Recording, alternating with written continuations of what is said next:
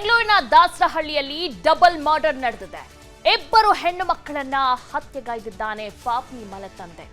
ಬೇರೆ ಯಾರು ಅಲ್ಲ, ಮಲತಂದೆನೇ ಇಬ್ಬರು ಮಕ್ಕಳನ್ನ ಮರ್ಡರ್ ಮಾಡಿದ್ದಾನೆ. ಬೆಂಗಳೂರಿನ ದಾಸರಹಳ್ಳಿಯಲ್ಲಿ ಡಬಲ್ ಮರ್ಡರ್ ನಡೆದಿದೆ.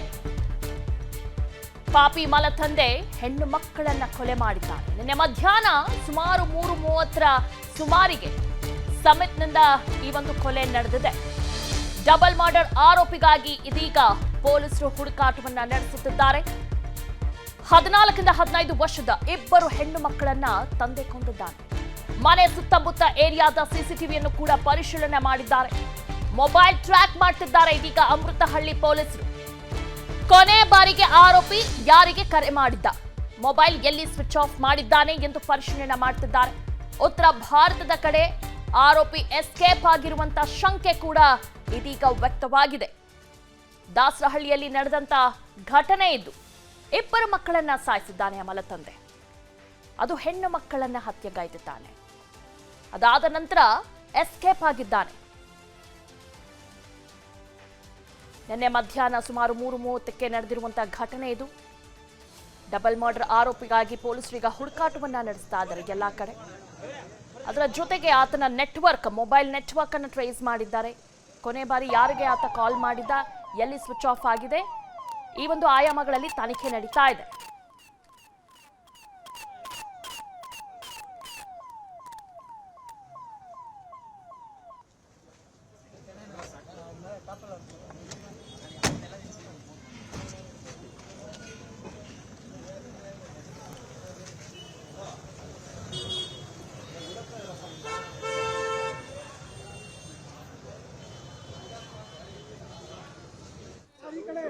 ಮಧ್ಯಾಹ್ನ ಒಂದು 3:30 ಟೈಮಲ್ಲಿ ಎರಡು ಹೆಣ್ಮಕ್ಳ ಮರ್ಡರ್ ಆಗಿರುತ್ತೆ.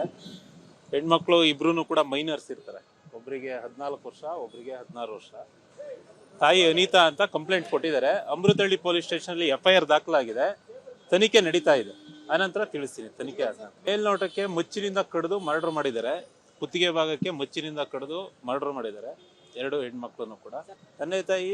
ತಾಯಿ ಗಾರ್ಮೆಂಟ್ ಅಲ್ಲಿ ಕೆಲಸ ಮಾಡ್ತಾ ಇದ್ರು. ತಂದೆ ಹೀಗೆ ಡೆಲಿವರಿ ಬಾಯ್ ಆಗಿ ಕೆಲಸ ಮಾಡ್ತಾರೆ. 2 ವರ್ಷದಿಂದ ಇದ್ರು. ಮೂಲತಃ UP ಮೂಲದವರು. ಈಗ ಸಸ್ಪೆಕ್ಟ್ಸ್ ಅನ್ನ ನಾವು ತನಿಖೆ ಒಳಪಡಿಸಿದ ನಂತರ ಹೆಚ್ಚಿನ ವಿಚಾರಣೆ ನಂತರ ಕಂಡು ಇಲ್ಲ, ಸಸ್ಪೆಕ್ಟ್ ಇದೆ, ಮನೆಯಲ್ಲಿ ಇಲ್ಲ, ಪರಾರಿಯಾಗಿದ್ದಾರೆ. ವಿಚಾರಣೆ ನಂತರ ತಿಳಿದು ಬರುತ್ತೆ. ಈಗ ಯಾವುದೋ ಕನ್ಫರ್ಮ್ ಇಲ್ಲ. ಎಲ್ಲದ್ರ ಬಗ್ಗೆ ಡೀಟೇಲ್ಸ್ ನೀಡ್ತಾರೆ ನಮ್ಮ crime reporter Abhishek Jaishankar. Yes Abhishek, ಈ ಘಟನೆಗೆ ಕಾರಣ ಏನು?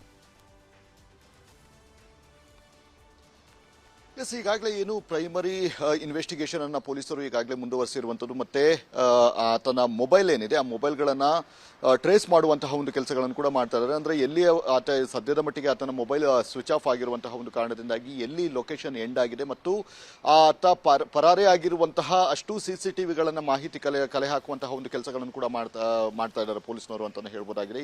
ಇದು ಒಂದು ರೀತಿಯಲ್ಲಿ ಪ್ರೀ ಪ್ಲಾನ್ಡ್ ಅಂತ ಅನ್ಕೊಳ್ಬೇಕಾಗುತ್ತೆ. ಯಾಕಂದ್ರೆ ಈಗಾಗಲೇ ಮಚ್ಚಲ್ಲಿ ಅವರಿಬ್ಬ ಆ ಮಕ್ಕಳನ್ನ ಕೊಲೆ ಮಾಡಿ ನಂತರ ಆತ ಎಸ್ಕೇಪ್ ಆಗೋದಕ್ಕೂ ಕೂಡ ಒಂದಷ್ಟು ಪ್ಲಾನಿಂಗ್ಗಳನ್ನು ಮಾಡಿರುವಂತಹ ಸಾಧ್ಯತೆಗಳು ಕೂಡ ತೀರಾ ಹೆಚ್ಚಿದೆ ಅಂತ ಹೇಳ್ಬೋದಾಗಿದೆ.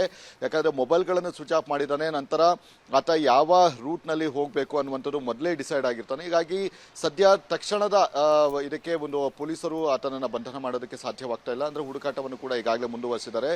ನಾರ್ತ್ ಕಡೆ ಹೋಗಿರುವಂತಹ ಒಂದು ಸಾಧ್ಯತೆ ತೀರಾ ಹೆಚ್ಚಿದೆ ಅಂತಾನೆ ಹೇಳ್ಬೋದಾಗಿದೆ. ಉತ್ತರ ಪ್ರದೇಶ ಮೂಲದ ಈ ಆರೋಪಿ ಏನಿದ್ದಾನೆ ಆತ ಅಲ್ಲಿಗೆ ಹೋಗಿರುವಂತಹ ಸಾಧ್ಯತೆಗಳು ಕೂಡ ಇದೆ. ಈಗ ಸದ್ಯ ಆತ ಎಲ್ಲಿ ಬಾಡಿಗೆ ಮನೆಯಲ್ಲಿದ್ದಂತಹ ಸಂದರ್ಭದಲ್ಲಿ ಅವನು ನೀಡಿರುವಂತಹ ಒಂದಷ್ಟು ಮಾಹಿತಿಗಳು ಅಂದ್ರೆ ದಾಖಲೆಗಳೇನಿದೆ, ಆ ದಾಖಲೆಗಳ ಅನ್ವಯವಾಗಿ ಒಂದು ಟೀಮ್ ಏನಿದೆ ನಾರ್ತ್ ಕಡೆ ಹೋಗ್ತಾ ಇದೆ. ಅಂದ್ರೆ ಉತ್ತರ ಭಾರತದ ಕಡೆ ಈಗಾಗಲೇ ಪಯಣವನ್ನು ಬೆಳೆಸಿರುವಂಥದ್ದು.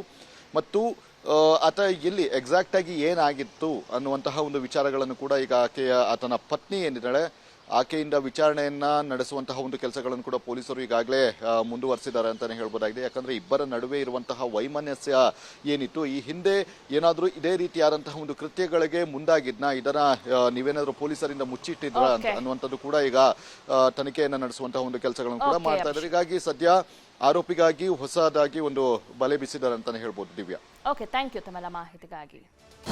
ಅನುಕ್ಷಣದ ಸುದ್ದಿಗಳಿಗಾಗಿ ವಿಸ್ತಾರ ನ್ಯೂಸ್ ಯೂಟ್ಯೂಬ್ ಚಾನೆಲ್ ಸಬ್ಸ್ಕ್ರೈಬ್ ಮಾಡಿ.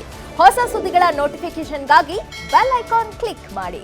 ಲೇಟೆಸ್ಟ್ ಅಪ್ಡೇಟ್ಸ್ಗಾಗಿ www.vistaranews.com ವೆಬ್ಸೈಟ್ಗೆ ವಿಸಿಟ್ ಮಾಡಿ.